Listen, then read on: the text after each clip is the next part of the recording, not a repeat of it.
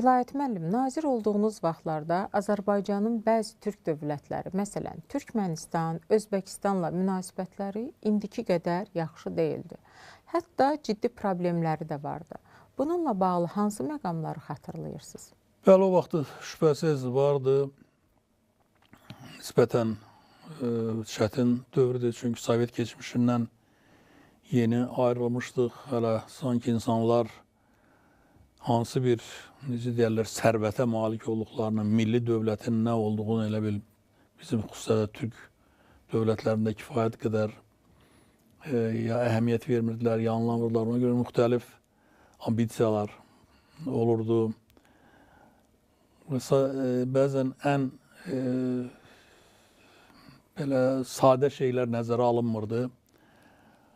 Ona görə də həm Türkmenistanla, həm Özbəkistanla münasibətlərimizdə, hətta qardaş Türkiyə ilə münasibətlərdə də müəyyən, mən ona problem deməzdim, anlaşılmazlıqlar ortaya çıxırdı.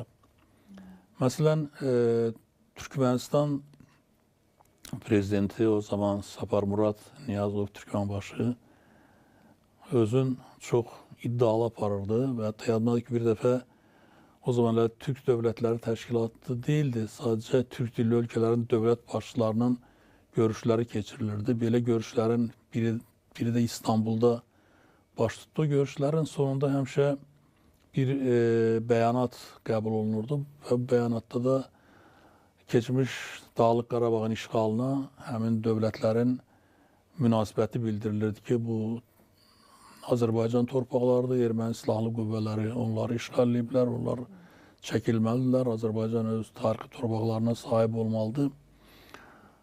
2002-ci ildə İstanbulda samit keçiriləndə Türkmenbaşı dedi ki, mən bu sənədi qəbul eləmirəm, qol çəkmirəm. Çünki Azərbaycan da Xəzər akvatoriyasında mənim sahələrimi tutub, işğal edib. Ona görə burada elə bir şey yoxdur. Siz ermənilərdən şikayətçisə, mən də sizdən şikayətçiyəm. Bəli. Ümumiyyətlə, çox iddialı adam idi. Yadımdadır ki, biz ilk Xəzər samiti keçirilirdi Aşqabadda. Baxmayaraq ki, mart ayı idi, hələ kifayət qədər hava soğuk idi. O məclislərdə həmişə qısaqol köynəkdə otururdu və digər prezidentlərlə də belə özündən razı halda danışırdı. Hətta xatirimdədir ki, o yaş fərqinin, o keçmiş təcrübəni unudaraq mərhum Heydər Əliyevə də sən deyə müraciət edirdi. Hətta arada bəzi xırda mübahisələr də yaranmışdı. Amma ertəsi gün deməli onun Aşqabad ətrafında bir at firması vardı. İstəyirdi ki, prezidentləri ora aparsın. Eşitmişəm. Orada da deməli Xatəmi İran prezidenti geri qayıtdı dərhal. Nazarbayev getmək istəmədi. Putin də dedi ki, əgər Heydər Əliyev getsə mən də gedərəm. Türkmenbaşı özü bizim prezidentə müraciət elədi. O da baxdı dedi, kişi, mən sənin özünlə dil tapa bilmirəm. Gedib mən sənin atlarından nə danışa biləcəm. Yəni, həssaslıq kifayət qədər nümayiş etdirilmirdi. Yadımdadır ki, biz İslam Kərimovun Azərbaycana səfərini hazırlayırdıq. Siyahı əvvəl, gələcək heyətin siyahısını göndərmişdilər. Təbii bu diplomatik protokolda bir qaydadır. Baxırıq ki, bunun şəxsi həkimi erməni.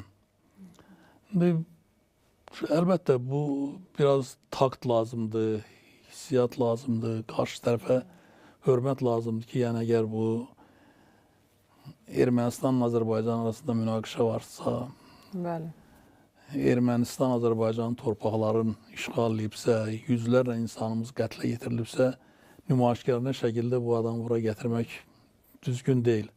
Belə sadə həqiqətləri bəzən unudurdular. Yaxud xatirinizdə Süleyman Demirel'dən sonra Türkiyə prezidenti oldu. Sayın Sezer. Deməli, ilk dəfə o Bakıya gəldi. Sonra mərhum bizim prezident ora cavab səfərinə getdi. O görüş vaxtda, görüşdən əvvəl dedi ki, mən bir bunun sınayacağım, görüm bu nə fikirləşir bizim bu Qarabağ problemi haqqında.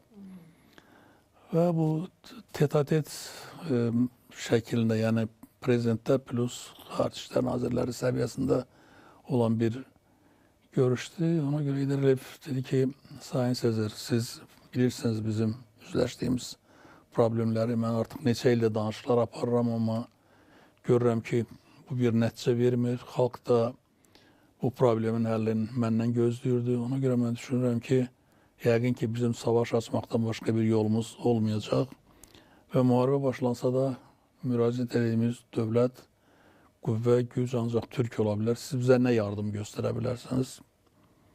O dedi, Sayın Əliyev, Türkiyə bir NATO dövləti. NATO'nun izni olmadan sizə bir kurşun, yəni patron da verəməyiz. Yəni indi o dövrün reallıqları belə idi. Həm də yəni o da bir daha çox bürokrat idi.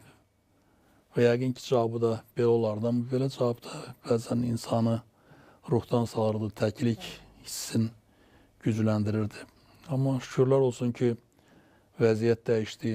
Həm Türkiyə ilə, həm digər ölkələrlə münasibətlər dəyişdi. Və bugün görmək çox xoşdur ki, Azərbaycan bu Türk ailəsində artıq aparıcı bir mövqeyə malikdir.